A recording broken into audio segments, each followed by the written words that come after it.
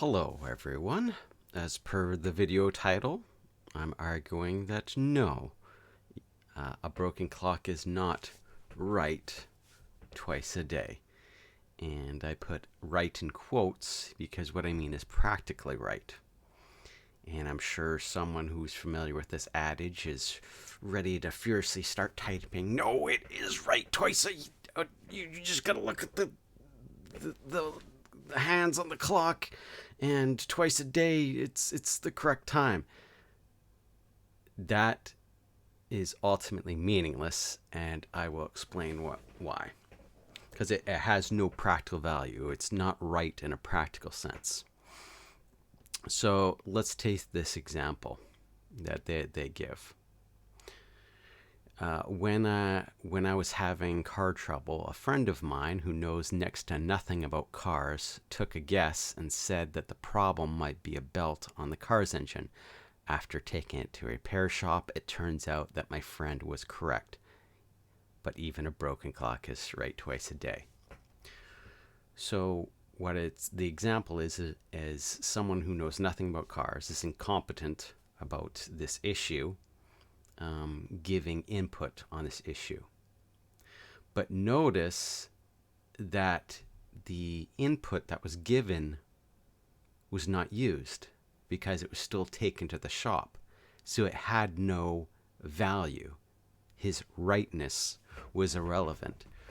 So another example I can give is, let's say you've got a true and false quiz. Let's say there's 10 questions, and they're really close. You have someone that's really studied the subject, and they're going true. Yeah, that statement's true, true, true, true.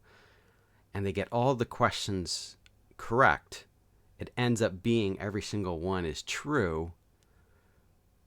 And he's doubting himself, and he's thinking, nah, it must be, it can't be everything true. That's the probability's too little. And so he starts self-doubting, and he goes back to some ones he wasn't maybe not 100% sure on, and he switches them to false. So let's say he does 2 of those. He switches. And so he ends up getting 80% on this test. Now let's say we take someone totally incompetent on the subject. They know nothing. And they don't care, and they just circle true, true, true, true, true, and hand it in. And that person gets 100%. Who is more trustworthy to deal in that subject? Let's say it's a medical thing. Okay, who would you feel more comfortable handling a surgery, or let's say it's a computer test? Okay, so who do you more trust handling your computer?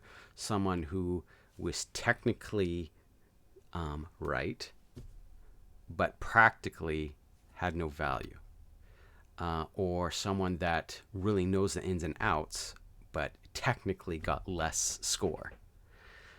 Because what is the point of the test? The point of the test is not to circle true. The point, or false. The point of the test is to test competence. So let's go back to the clock. What is the purpose of a clock? Is it to show a figure? No. The purpose of a clock is to show the passage of time. So if I not a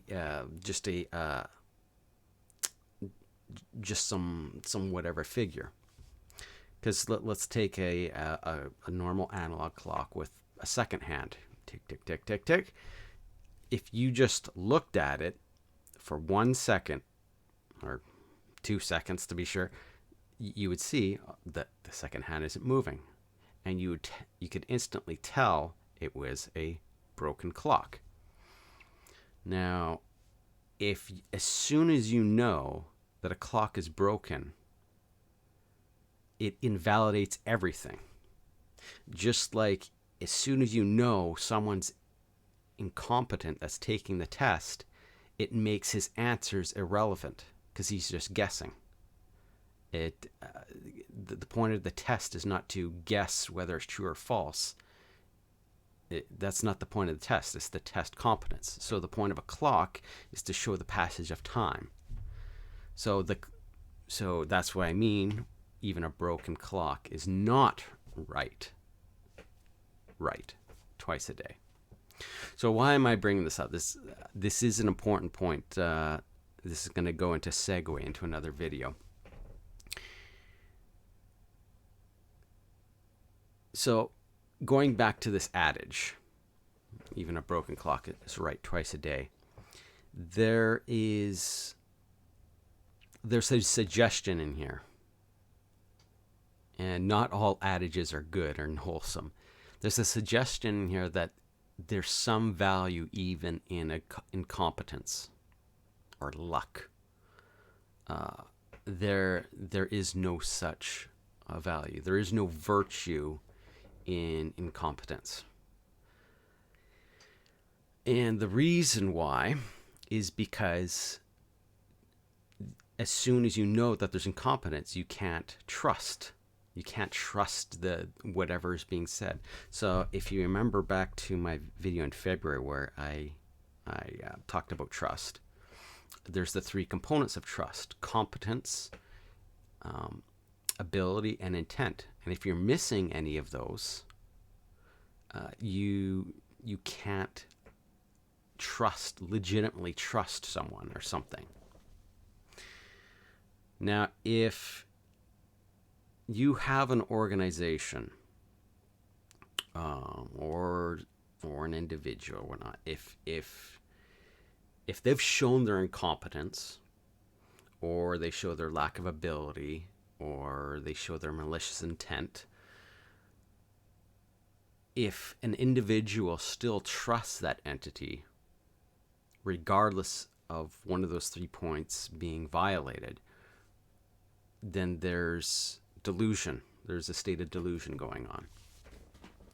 So in the next video, which is not going to be on YouTube, I'm going to address this mass delusion that most people are under. And admittedly, this is I've already addressed this mass delusion in a roundabout way in other videos.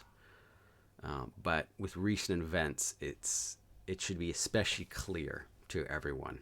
If you're not living under a rock, me pointing it out, it should be blatantly clear. Now, when I say most people, that means likely you, dear viewer, are included in that. Now, it's either going to make you angry, or you're just going to dismiss it. And then when that reality hits, you've got to face that reality, and it's going to be a cruel reality when it hits. It's not just going to be anger, it's going to be full-on rage. And your pride is going to get shattered.